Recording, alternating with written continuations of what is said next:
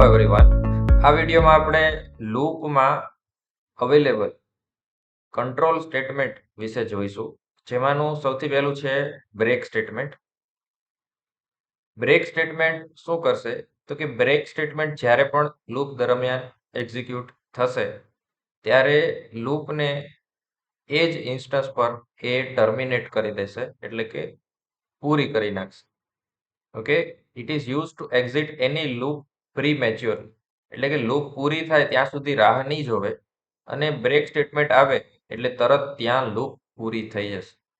Okay, તો એનો ઉપયોગ અહીંયા બતાવેલો છે કે અહીંયા એક સેટ છે કે જેમાં 1 થી 5 સુધી નંબર સેવ કરેલા છે. ઓકે, લિસ્ટ છે એકચ્યુઅલી, એમાં 1 થી 5 નંબર સેવ કરેલા છે. એમાં આપણે ફોર લૂપ રન કરીએ છીએ for num in numbers. Okay, 1 થી 5 સુધી આ લૂપ રન થશે અને દર વખતે જે વેરિયેબલ છે એ NUM માં સેવ થશે. એને આપણે પ્રિન્ટથી પ્રિન્ટ કરીએ છીએ. ઓકે, આને આપણે રન જ કરીએ. ઓકે, એક નવી ફાઇલ બનાવીને સેવ કરી દઈએ ડી ડ્રાઈવમાં.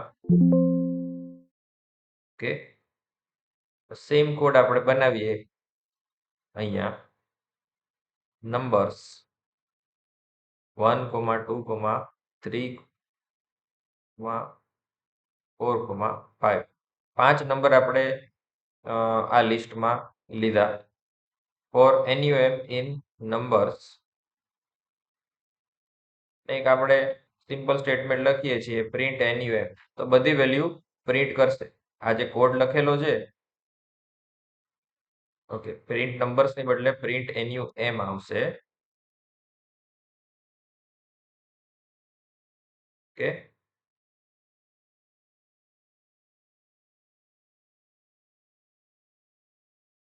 અને અહીંયા S લખવાનું હતું.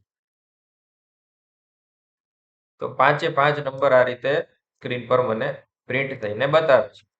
હવે એવું છે કે કોઈ પર્ટિક્યુલર નંબર આવે ત્યારે આપણે એક્ઝિક્યુશન બંધ કરી દેવું છે, લૂપના એન્ડ સુધી જવું નથી. તો આપણે એ નંબર ચેક કરાવીએ. સપોઝ 3 નંબરે આપણે એક્ઝિક્યુશન પૂરું કરી દેવું છે, તો આપણે ચેક કરાવીશું if num is equal to 3.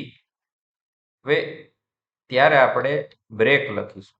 Break લખવાથી શું થશે કે અહીંયા લૂપનું કાર્ય પૂરું થઈ જશે. 3 પણ પ્રિન્ટ નહીં થાય, પછી 4 પણ પ્રિન્ટ નહીં થાય અને 5 પણ પ્રિન્ટ નહીં થાય. પછીનું લૂપનું કંઈ કાર્ય થશે નહીં. ઓકે, તો અહીંયા આપણે ફાઇલને સેવ કરીએ અને રન કરીએ અને જોઈ શકીએ છીએ કે અહીંયા 1 પ્રિન્ટ થયું, 2 પ્રિન્ટ થયું, 3 નો વારો આવે છે અહીંયા પ્રિન્ટ થવા માટે. એની પહેલા ચેક થાય છે અને ત્યાં બ્રેક સ્ટેટમેન્ટ અપિયર થાય છે, એટલે સીધું લૂપનું કાર્ય ત્યાં પૂરું થઈ જાય છે.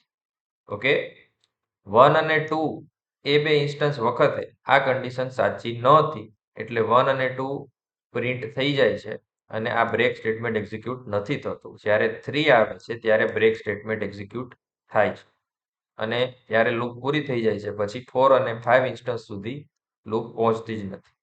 તો આ પ્રીમેચ્યોરલી લૂપને પૂરું કરી દેવા માટે આ સ્ટેટમેન્ટ કામ આવે છે.